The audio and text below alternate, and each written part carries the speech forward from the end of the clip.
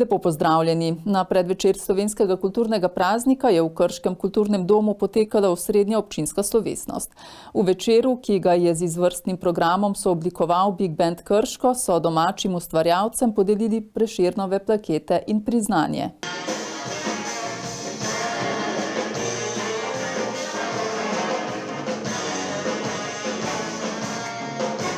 V Krškem so se na praznik kulture znova zbrali ustvarjalci in snovalci kulturnega življenja v občini. S posebnim priznanjem, 8 bronastimi in 5 srebrnimi Prešernovimi plaketami so se poklonili tistim, ki so v zadnjem obdobju na področju ljubiteljske kulture pustili največji pečat.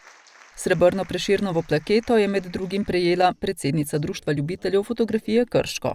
Sem v društvu že 25 let in sem zelo vesela, da pravzaprav to dobi človek lahko po nekem obdobju, ker zdaj sem že več kot 10 let tudi predsednica društva in tako da, ja, super, sem vesela za sebe in za naše društvo. Vsestranska članica kulturnega društva Leskovec pri Krškem, Vesna Žučko, pa je prejela bronasto Prešernovo plaketo. V bistvu začela sem kot igralka gledališka, pa me je pa zanimalo tudi režija, nekaj tekstov sem sama napisala, ki smo jih potem uprizorili. Mislim, da kar 5 iger smo spravili na oder. V bistvu smo tako, kar se da, smo v kulturnem društvu deklice za vse. Ljubiteljska kultura je bila v času epidemije na preizkušnji, a se že pobira in kot pravijo ustvarjalci, se razmere vračajo na raven preteklih let. V preteklem letu se je produkcija ljubiteljske kulture zopet povečala v primerjavi z preteklimi 2 koronskimi leti. Ravno tako so se vrnili obiskovalci in verjamem, da v letošnjem letu bo lahko produkcija ljubiteljske kulture omogočila, da bodo obiskovalci uživali v kulturnih prireditvah skozi vse leto, brez omejitev. Kar smo si zadali, smo naredili, tako da ja, sem kar vesela, da nam je to uspelo. Drugim pač ni, ampak mislim, da bo kultura pač šla naprej in da bojo tudi pevci pa gledališčniki nekako zaznali, da brez tega ne moremo. No. Korona je zdaj pustila svoje velike posledice, kar se tiče delovanja na kulturnem področju v občini, ampak se mi zdi, da se pobiramo nazaj. Vsa društva počasi, tako da tudi mi v letošnjem letu v kulturnem društvu kar pripravljamo kar nekaj velikih projektov, 2 stalna projekta, to sta pomlad prihaja pa Martinovanje, literarne večere, v gledališču, se pravi v sami dramski sekciji pa pripravljamo tudi novo komedijo. Društvo pa se sedaj soočajo z novim izzivom in sicer kako privabiti mlade ustvarjalce. Največji osip mladih članov beležijo predvsem v gledaliških skupinah. Kar se tiče orkestrov, orkestri pridobivajo mlade, medtem ko gledališče in pa tudi literarne skupine, se pravi recitatorske skupine, so tiste, ki predvsem pogrešajo mlade nadebudne glasove. In ravno pomembnost ustvarjanja pogojev, ki bodo otrokom in mladostnikom nudili različne kulturno-umetniške vsebine, je izpostavila slavnostna govornica Barbara Smolej-Fritz. Umetnost kliče po sodelovanju. Dovoljuje in ne samo to, spodbuja, da smo drugačni, samosvoji. Ne meri učinka, dopušča razmislek, užitek in široko polje izražanja čustev in občutkov. In prav različnost naredi svet lep, zanimiv in bogat. Z enim ključnim pogojem. Da se v tej različnosti cenimo in spoštujemo. Na mestni občini Krško skušajo na različne načine zagotavljati ustrezne pogoje za delovanje in razvoj kulture, je izpostavil župan Janez Kerin, sicer tudi sam dolgoletni ljubiteljski ustvarjalec. Občina Krška kot tako vsako leto preko javnih razpisov oziroma pozivov nameni 110 000 evrov ljubiteljskim kulturnim društvom, ki delujejo na območju oziroma imajo sedež na območju naše mestne občine. Posredno pa še pomaga preko omogočanja prostorov, plus tega pomagamo še tudi v znesku 30 000 evrov javnemu skladu za kulturne dejavnosti območne izpostave Krško, ki na ta način tudi deluje in spodbuja ljubiteljsko kulturo na našem območju. Janez Kerin pa je bil tudi eden od nagrajencev. Ob koncu proslave je prejel zlato medaljo Zveze kulturnih društev Slovenije s priznanjem za delo v predsedstvu in za vodenje zveze v letu 2020-2021. V galeriji Božidar Jakac hranijo več kot 1400 del Bogdana Borčiča, ki so jih pridobili od umetnika in njegove družine. Vsako leto iz te bogate bere postavijo novo postavitev. Letošnja je že 17. po vrsti in nadaljuje lani začeti cikel dialogov umetniških del Bogdana Borčiča z deli drugih umetnikov. Tokrat so postavili Borčičeva z deli Gustava Gnamuša. Življenjski poti Bogdana Borčiča in Gustava Gnamuša sta pogosto tekli vzporedno, bila sta namreč sodelavca na Akademiji za likovno umetnost v Ljubljani in tudi zasebno dobra prijatelja. Zgodba, ki jo gradi tokratni dvogovor, pa je umeščena v 80. leta prejšnjega stoletja, ko sta se njuna ustvarjalna izraza približala drug drugemu. To je namreč obdobje, ko se Bogdan Borčič povrne k slikarstvu po plodnem desetletju ustvarjanja v grafičnih tehnikah in istočasno Bogdan Borčič opusti uporabo razpršilca, s katerim je gradil svoja platna ogromnih dimenzij, ter se povrne k gradnji slik s čopičem, torej z neko osebno potezo na papir ali platno. Postavitev vključuje 26 del, od tega 14 Gnamuševih in 12 Borčičevih. Postavitev odpirajo Gnamuševe risbe s svinčnikom v tehniki frotaž ter Borčičeva grafika ter pasteli, v katerih se sivine potem počasi prepletajo v barve, torej v rjavo-oranžne odtenke. V ospredju vseh ostalih del na razstavi pa je barva. In torej barva ne kot samo polnilo slikovnih polj, ampak kot osnovni gradnik slike. Sorodnost umetniških izrazov vidimo v prepletanju barvnih plasti, v gradnji svetlobe in temnine ter v uporabi geometrijskih likov. Letošnjo postavitev zaokrožuje veliko platno iz leta 2002, ki ga hrani Koroška galerija likovnih umetnosti v Slovenj Gradcu. Torej gre za omaž Bogdana Borčiča Gustavu Gnamušu, ki priča o nekem takem iskrenem, ustvarjalnem in osebnem odnosu obeh umetnikov. Nova postavitev je na ogled do 1. februarja 2024. Na ustanovni seji so se sestali člani nadzornega odbora Mestne občine Krško, na kateri so med drugim izbrali predsednika. To je postal Iztok Starc. Podpredsednika niso izvolili, kajti predlagani kandidat Dušan Dornik na seji ni bil prisoten. Poglejmo izjavo novoizvoljenega predsednika. Notranja revizorka Mestne občine Krško nam je predstavila program dela, ki smo ga tudi soglasno potrdili. Poleg tega je za naslednjo sejo predviden tudi sprejemanje programa dela nadzornega odbora Mestne občine Krško za leto 2023 in pa dogovorili smo se tudi, da bomo pregledali obstoječi poslovnik nadzornega odbora in po potrebi predlagali spremembe in dopolnitve v sprejem nadzornemu odboru.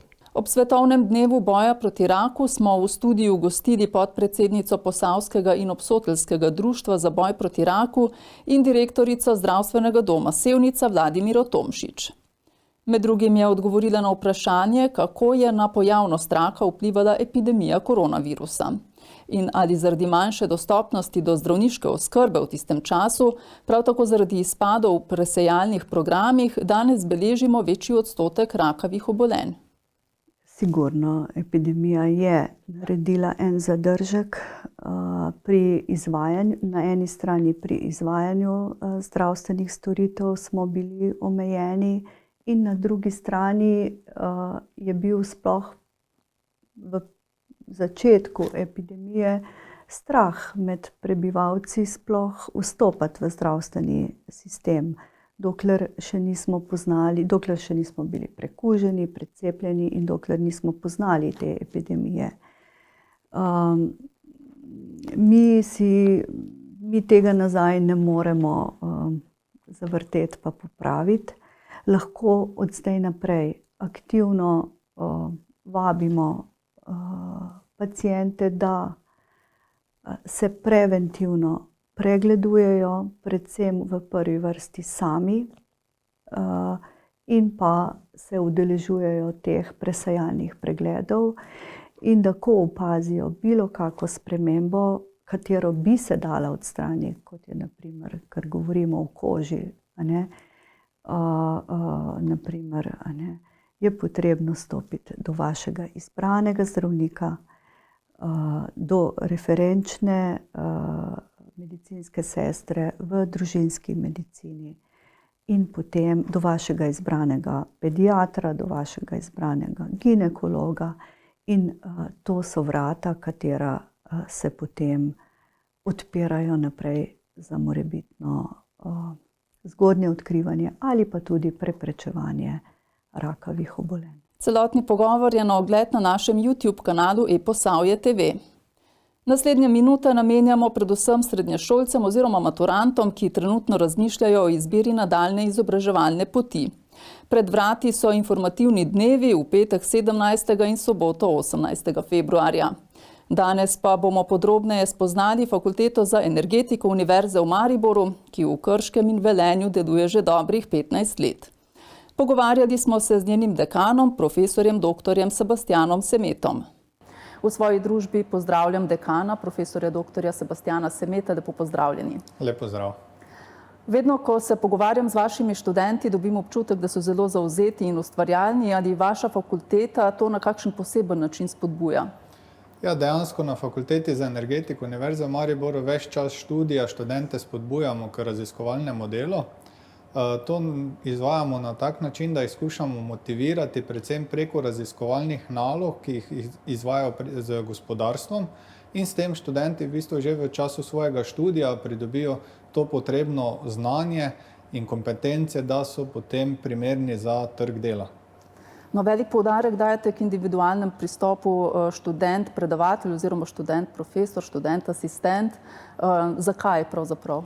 Ja, v bistvu na Fakulteti za energetiko smo se odločili, da bomo izvajali študijske programe na študenta osredotočeno, kar pomeni, da v bistvu že v času študija ne pristopamo na tisti klasični način predavanja ali pa izvedbe vaje in potem samo študenti poslušajo, ampak že v samih predavanjih, v samih vajah skušamo študente motivirati k razmišljanju, kako pristopiti k reševanju problema, in na tak način potem tudi sami študenti dobijo tisto motivacijo, da sami rešijo določen problem. No, na fakulteti imate tudi dobro razvit tutorski program, medsebojna pomoč in podpora, recimo, ne? Študenti se lahko kadarkoli obrnejo na pomoč. Ja, v bistvu imamo tako imenovani dvostopenjski oziroma dvokategorski tutorski sistem, in sicer tutor je študente, kjer študenti višjih letnikov običajno pomagajo potem študentov nižjim letnikom. Tu govorimo predvsem tudi o samem podaji določene snovi ali pa podobno. Potem pa še imamo nivo tutorja, mentorja, letnika, to so običajno profesori ali asistenti. Ti pa potem rešujejo tudi kakšne druge težave, če imajo težave z drugimi profesorji ali s kakšno izvedbo laboratorijskih vaj, tako da potem res na obeh nivojih pomagamo študentom. No, kot sem omenila uvodoma, nahajamo se na Inštitutu za energetiko, ki je pač opremljen sodobno in vrhunsko laboratorijsko opremo. Študentom omogoča opravljanje laboratorijskih vaj na najvišji kakovosti. Kako pravzaprav poteka delo na inštitutu? Ja, Inštitut za energetiko je v bistvu sestavni del Fakultete za energetiko. Inštitut za energetiko je namenjen predvsem raziskovalnemu delu profesorjev, asistentov, doktorskih študentov, ki potem rešuje realne probleme tudi za gospodarstvo ali za druge naročnike. Hkrati pa seveda vso to raziskovalno opremo uporabljamo za pedagoški namen, kjer predvsem za študentom omogočimo, da v okviru laboratorijskih vaj ali drugega raziskovalnega dela, kot so izdelava zaključnih nalog, torej diplomskih, magistrskih, doktorskih nalog, potem v bistvu lahko vso to opremo s pridom izkoristijo. Za kakšno opremo gre? Ja, gre dejansko za opremo prihodnosti, od dejansko vse tehnologij energetike.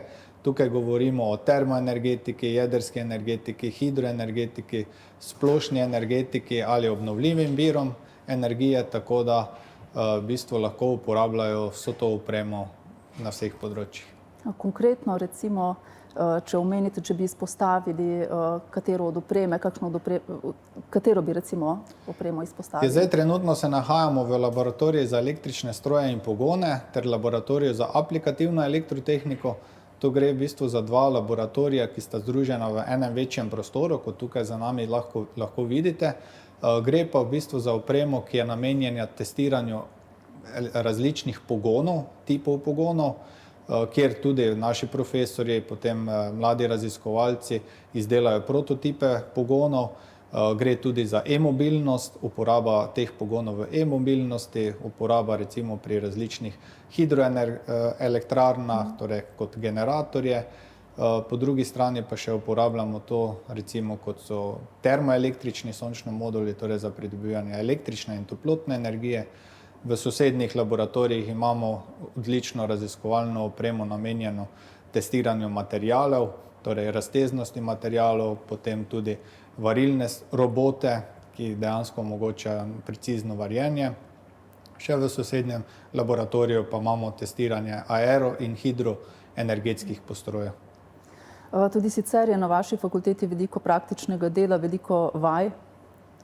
Ja, v bistvu dejansko študenti na prvostopenskem visokošolskem strokovnem študijskem programu imajo obvezno praktično usposabljanje, torej v zadnjem semestru študija. To praktično usposabljanje si lahko poiščejo sami, vkolikor pa nimajo te sreče, da si poiščejo sami, pa jim seveda preko podjetij, s katerimi imamo dobro sodelovanje, mi omogočimo, da opravijo to praktično usposabljanje. Večina ali pa kar ogromno se jih potem tudi zaposli v teh podjetjih, tako da ni še bilo študenta, ki bi ostal brez praktičnega usposabljanja. Ampak tudi na drugačne načine se povezujete z gospodarstvom, na kakšne, na primer? Ja, v bistvu tudi samo poslanstvo Fakultete za energetiko je izobraževalna dejavnost in tudi raziskovalna dejavnost. Torej, ni dobrega izobraževalnega potenciala, če ni dobrega raziskovalnega. Zato tudi sami profesori, asistenti in vsi ostalo osebje na fakulteti se zelo povezujemo z gospodarstvom, torej z podjetji iz gospodarstva. Tukaj v Krškem seveda v poslovni coni Vrbina, kjer je ogromno podjetij, ki potrebuje in seveda širše tudi navzven.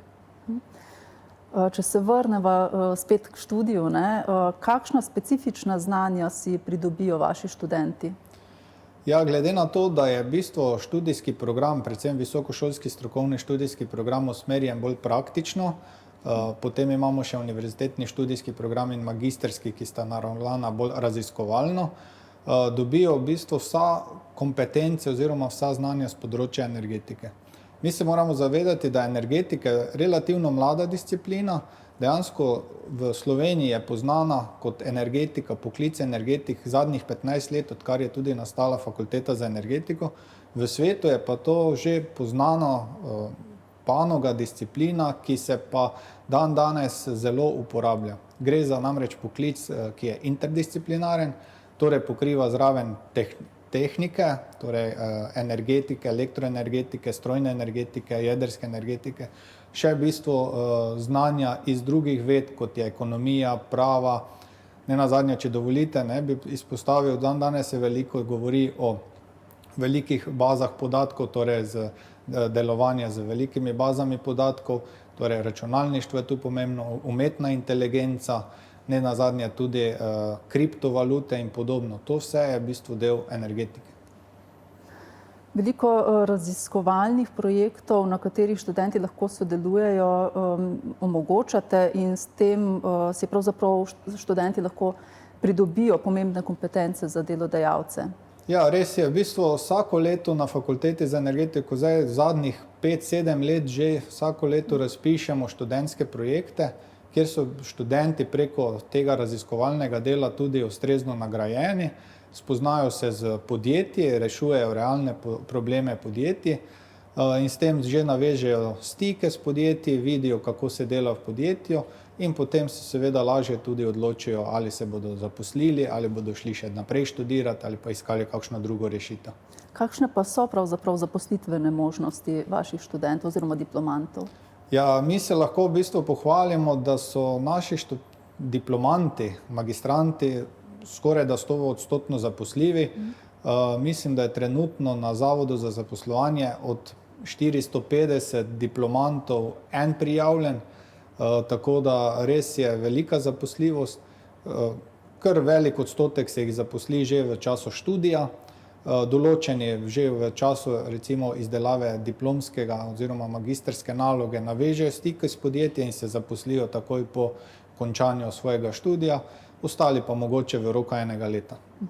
Kaj pa, če bi koga od študentov zanimalo raziskovalno delo, kakšne so pri vas možnosti za raziskovanje? Glede na to, da je, kot ste že omenili, fakulteta za energetiko mlada fakulteta, je tudi kadrovsko zelo mlada, tudi strani mladih raziskovalcev oziroma samih raziskovalcev, in mi vsako leto skušamo najbolj pridne študente oziroma diplomante obdržati na fakulteti v okviru raziskovalnega dela ali v okviru kakšnega projektnega dela na kakšnih projektih.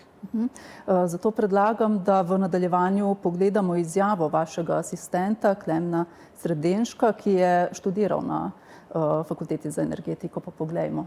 Ja, jaz sem v bistvu na fakulteti za energetiko zaključil tako prvo kot drugo stopnjo. Nekje v sredini poteka druge stopnje pa sem se že v bistvu vključil v dva ta raziskovalna študentska projekta. Delo me je zelo pritegnalo, tudi z svojim mentorjem sva takrat že v bistvu zaključila diplomsko delo, ne, in potem tudi nadaljevala na magistrski stopnji. In me v bistvu to raziskovalno delo zelo veselilo, ne, in so mi v bistvu potem tudi v nadaljevanju po zaključeni poti magistrskega študija ponudili najprej delo na enem raziskovalnem projektu, potem po kakšnem letu dni pa se je odprla možnost za zaposlitev kot asistent, tako da sem v bistvu zdaj že polno peto oziroma teče že 6. leto kot asistent na tej fakulteti. Kot asistent in hkrati tudi kot študent 3. stopnje sem vključen v več razvojno-raziskovalnih in pa tudi pedagoških projektov.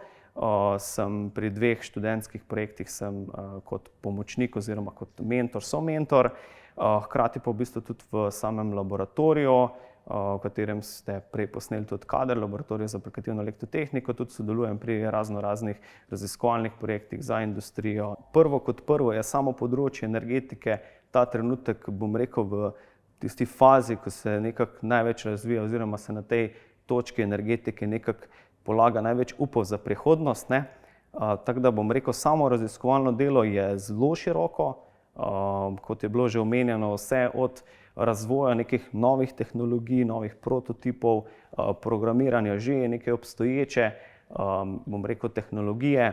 V končni fazi pa v bistvu gre čedalje več energije in pa truda v samo optimizacijo že obstoječih sistemov, tako da je v bistvu to z mojega stališča in pa tudi stališča ostalih raziskovalcev res neka dodana vrednost in pa tudi zanimivo področje. Res je, da visokošolski študijski program ima oziroma je bolj posvečen praktičnemu delu, saj ima tudi to praktično usposabljanje. Hkrati pa v bistvu tudi na doktorskem študijskem programu ta oprema, katero imamo tukaj, jo na nek način spoznamo do konca, kar v bistvu nekako študente nižjih letnikov in pa nižjih stopenj rečemo samo delno vključimo, saj oprema ponuja zelo široko paleto, tako da lahko v bistvu tudi na doktorskem študiju pa res do potankosti spoznamo te postroje, z njimi res naredimo vse od meritev, analiz in tako naprej res zelo natančno. Raziskovalna pot, če gledamo kot nek oddelek, raziskovalni oddelek v nekem podjetju ali na nekih raziskovalnih inštitucijah, vsakemu, ki ne želi upravljati nekega, bom rekel, klasičnega, monotonega dela vsak dan, je v bistvu to raziskovalno delo res tista dodana vrednost, ne, kateri pač posameznika lahko pač zanima, ne. Študijski program energetika je mogoč na celotni študijski vertikali. Lahko poveste več o tem?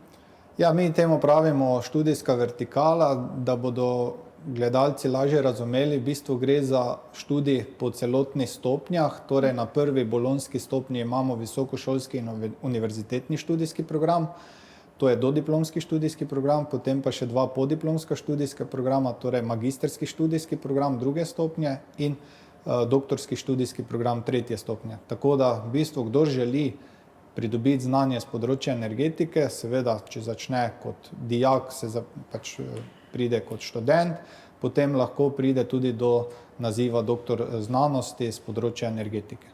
No, zanimivo pa je, da se za študij na vaši fakulteti odloča čedalje več deklet, ki so tudi zelo uspešne. Ja, res je. Ja, mogoče je bilo pred desetletji to zmotno mnenje, da dekleta niso primerna za tehniko, ampak danes vidimo, da se dejansko tehnika in tudi energetika razvija v tej smeri, da je dejansko to inženirski poklic, ki ni, da tako rečemo, umazano delo, se večinoma izvaja za računalniki ali za postroji, ki so vodeni preko računalnikov.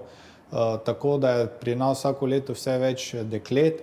Lahko rečem, da nekje med 10 in 15% je že deklet in seveda dekleta so tudi zelo uspešna.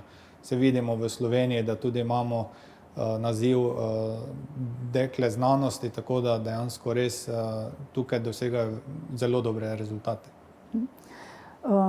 Študij se izvaja v okolju, kjer je omogočen neposreden stik študentov z velikimi energetskimi sistemi, torej v Krškem tukaj in v Velenju. Ja, kot dejansko je že poznano, fakulteta je pred 15 leti nastala ravno v teh dveh okoljih, ki govorimo, da sta to dva največja energetska bazena.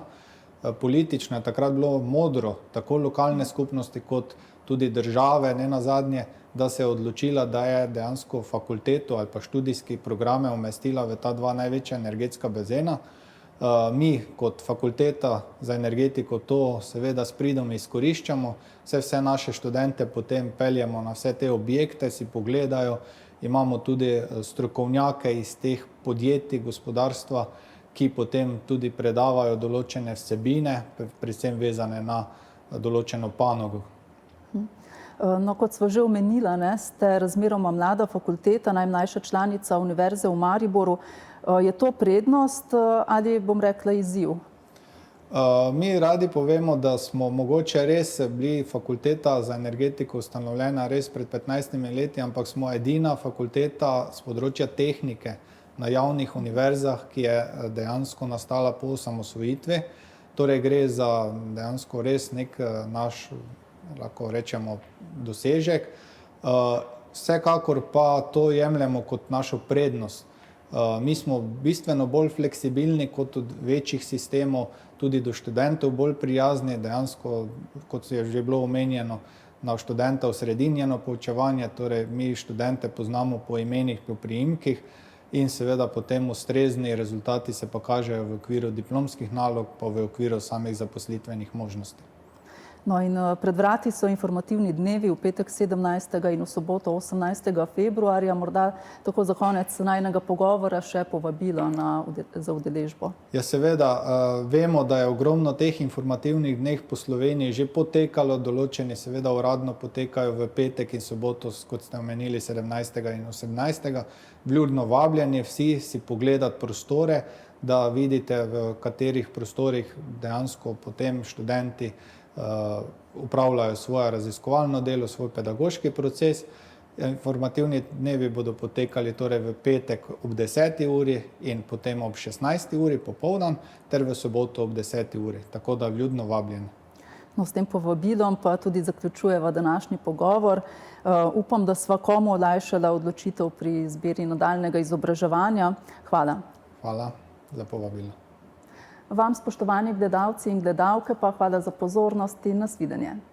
Poslanka v Državnem zboru iz vrst stranke Gibanje Svoboda Tamara Vonta deluje v različnih odborih in komisijah znotraj parlamenta. Med drugim je predsednica odbora za kulturo, kjer se precej ukvarjajo s področjem medijev. Poglejmo izsek iz pogovora. Žal se v tem mandatu ne ukvarjamo toliko z mediji kot celoto, z vsemi mediji, ampak se ukvarjamo predvsem z enim medijem, predvsem z javno RTV. In to je dejansko, moram reči, zdaj v tem prvem letu vlade zagotovo eno glavnih področij na področju kulture. Stvari niso rožnate. Jaz večkrat sem že poudarila, da veste, pri RTV-ju dejansko je podobno kot pri ostalih temah, o katerih sva govorili. In zakaj? Tudi na RTV-ju se je dogajalo to, da so leta in leta se je vedelo, da obstajajo težave, takšne, drugačne in tretje, ampak dejansko je veljalo, da kdor se loti zakona na RTV-ju, kdo se loti RTV-ja, tako ali tako bo izgubil volitve. To je ena stvar. Izgubi tudi na javnomnenjskih, na podpori javnega mnenja, če se ukvarja z RTV-jem. če pogledamo zgodovinsko, kaj se je dogajalo z vsemi predlogi zakonov RTV-ja, ki so prišli v javnost, vidimo, da so vsi zelo klavrno končali. Lahko se vprašamo, zakaj. In zelo hitro tudi dobimo odgovor, ne. Spet smo mogoče tam, da je vsem ustrezalo eno takšno dokaj kaotično stanje, v katerem so lahko ribarili, ne. In seveda, potem je pa prišel, jaz osebno verjamem, da se ne bodo vsi z mano strinjali, ampak nič za to. Moje osebno prepričanje je, da to, kar se dogaja v zadnjem letu ali pa tudi že prej, tam, kar se je pa začelo dogajati leta 2020 na RTV-ju, je za mene na nek način državni udar. Več o pogovoru, ki sledi že čez nekaj minut, takoj po Posavskem tedniku. Predtem pa vabljeni še k ogledu poudarkov najbolj branih novic v preteklem tednu na našem spletnem portalu.